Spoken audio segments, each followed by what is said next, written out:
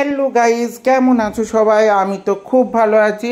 তো আজকে আমি তোমাদের সঙ্গে আমার দুর্গার আয়াত, তো আমার দুর্গা আয়াত বলেই শুনলেই তোমাদের কেমন একটা হতে থাকছে। তো আমি জানি কেমন একটা মনে হবে। তো আমি হাতের উপরে কিন্তু মায়ের চোখ আঁকার চেষ্টা করছি। তো মৌলি যে ছিটে ফোটা তোমার আই মেকআপের জিনিসগুলো ছিল সেগুলোকে নিয়ে লেগে পড়েছি। তো একটু হাতে ফাউন্ডেশন দিয়ে দিয়েছি, দেওয়ার পর যাতে একটু উজ্জ্বল দেখায়। তারপরে একটু ফাউন্ডেশনের সঙ্গে সঙ্গে একটু শেড টেনে নিয়েছি, টেনে নেওয়ার পর মাঝখানটা সাদা রঙ করে দিচ্ছি। করে দেওয়ার পর অবশ্যই কালো রঙ দিতে গেলে আগে কিন্তু এটা শুকোতে দিতে হবে, তার জন্য একটু রেখে দিয়েছিলাম।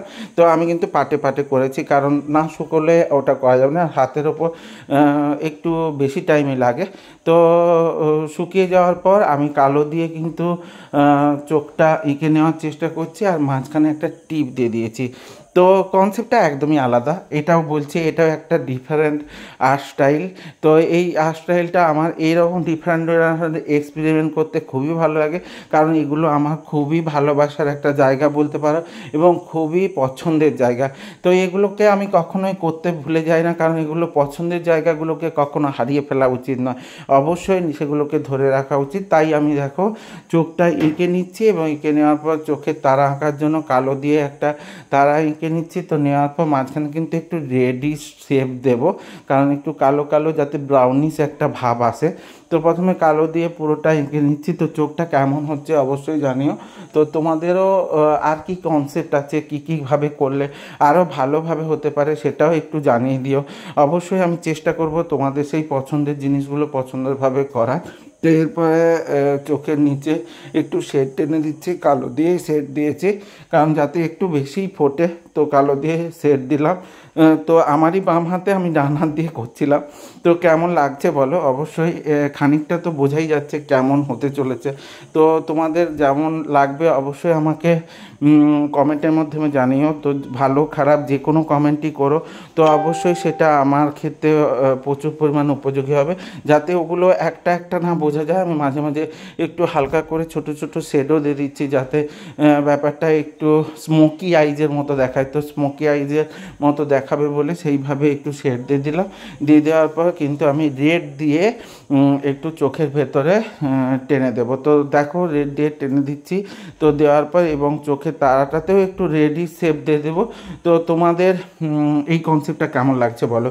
তো এটা একদম ডিফারেন্ট স্টাইলের একটা আর্ট। তো এই আর্টটা আমার খুব পছন্দের, আর তোমাদের সঙ্গে শেয়ার করতে করতে আমার আরও বিভিন্ন বিভিন্ন চিন্তা মাথায় চলে আসছে। তো কেমন করলে ভালো লাগবে, কোনটা আরও ভালো লাগবে, কোনটা কেমন দেখতে লাগবে।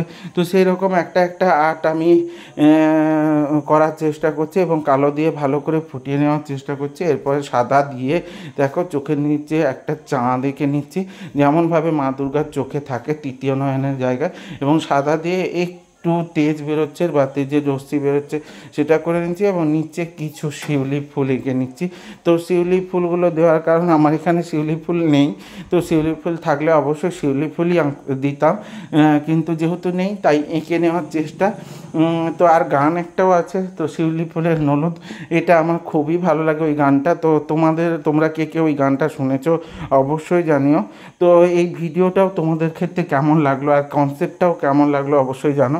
প্রথমে আমি ভেবেছিলাম এরকম করেই ছেড়ে দেবো, কিন্তু মনে হলো যে একটু সবুজ পাতার একটু শেড দিলে মনে হয় ভালো লাগে। করতে করতে অনেক সময় তো অনেক কিছু মাথায় এসে যায়, তো সেই জন্য একটু সবুজ সবুজ শেড দিয়ে দেবো পাতার জন্য।